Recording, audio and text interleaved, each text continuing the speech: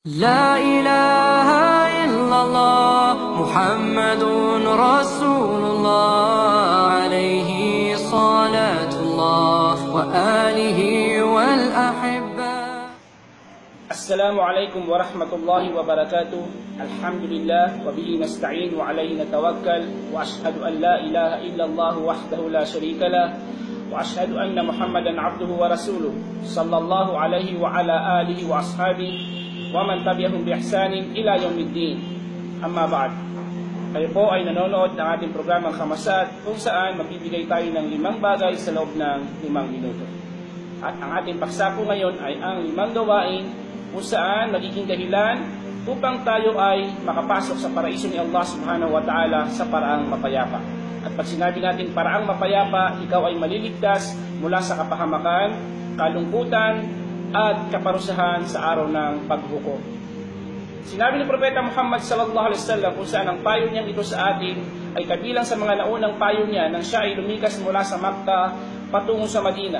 At ang mga tao ay nag-ipon dahil sa pag-aabang nila sa Propeta Muhammad sallallahu alaihi wasallam. Sinasabi nilang, dumating ang propeta, dumating ang propeta, dumating ang propeta.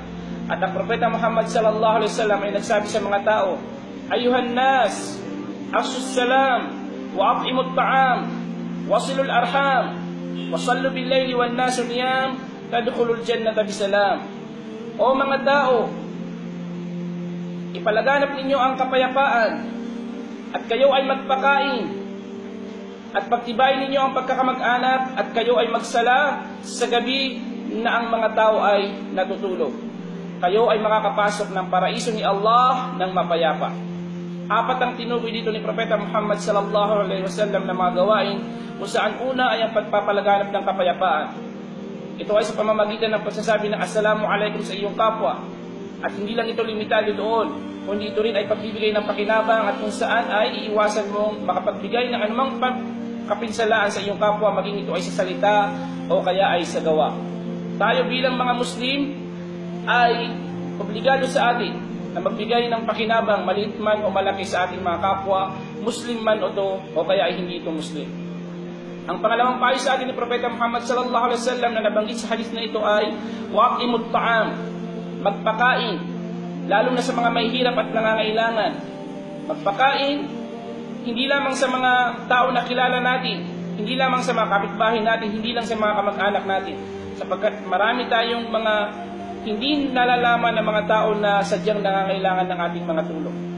Pangatlo ay ang sinabi ni Propeta Muhammad sallallahu alaihi wasallam, wasilul arham, pagtibayin ang inyong pagkakamag-anak. Iwasan natin na magkaroon tayo ng problema sa ating mga magulang, sa ating mga anak, sa ating mga kasama sa buhay, sa ating mga pinsan, mga pamangkin, mga tiyuhin, mga tiyahin, at sa mga malalayo nating mga kamag-anak kung saan kailangan ay mapagtibay natin ang ating pagkakamag-anak. Huwag natin itong puputulin dahil sino man ang pumutol nito ay puputulin din siya ni Allah subhanahu wa ta'ala. Puputulin ni Allah subhanahu wa ta'ala ang habag niya sa kanya. Ang pang-apat ay ang pagdarasal ng tahajjud, kung saan ito ang tinutukoy dito ni Propeta Muhammad sallallahu alaihi wasallam na habang natutulog ang mga tao. Ang pagsasagawa ng tahajjud ay gawain ng mga malalapit kay Allah subhanahu wa ta'ala. At ito ay sadyang nakapagpapalinis ng ating mga puso at nakapagpapalinis ng ating mga kasalanan. At ang ikalimang gawain ay sinabi ni Propeta Muhammad sa isang hadith, wa'qibil kalam. At sa dulo ng hadith na ito sinabi niya, tadkhulil jannata bisalam. Magsalita ka ng mabuti at ikaw ay makakapasok sa paraiso ni Allah subhanahu wa ta'ala ng mapayapa. Magsalita ka ng mabuti, magsalita ka ng katotohanan, magsalita ka ng kapakipakinabang, iwasan mo ang pagsisinungaling, iwasan mo ang pagsasalita ng masama, ang pagmumura, pagchichismis, at ano pa mang bagay na ipinagbawal ni Allah subhanahu wa ta'ala.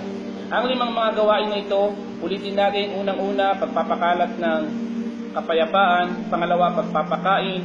Pangatlo ay ang pagpapatibay ng pagkakamag-anak. Pang-apat, ang pagdarasal ng tahajjud sa gabi.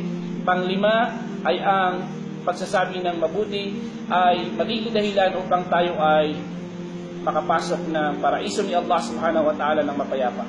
At itong mga gawain na ito ay kabilang sa pagpapaliwanag sa sinabi ni Allah subhanahu wa ta'ala sa Quran, Man khashya ar-Rahmana bil ghaib wa jaa biqalbin munib udkhuluha bisalam, dhalika yawmul khulud.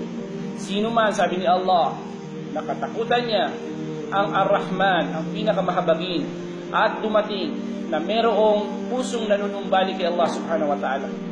Ang tao na may takot kay Allah subhanahu wa ta'ala at ang tao na merong pusong nanunumbalik, ang kanyang gawain ay itong 5 mga gawain na ito na sinabi ni Propeta Muhammad sallallahu alaihi wasallam. At pagkatapos doon sinabi ni Allah, udkhuluha bisalam, pumasok kayo sa paraiso ni Allah ng mapayapa. Dhalika yawmul khulud, yaon ang araw na walang hanggan.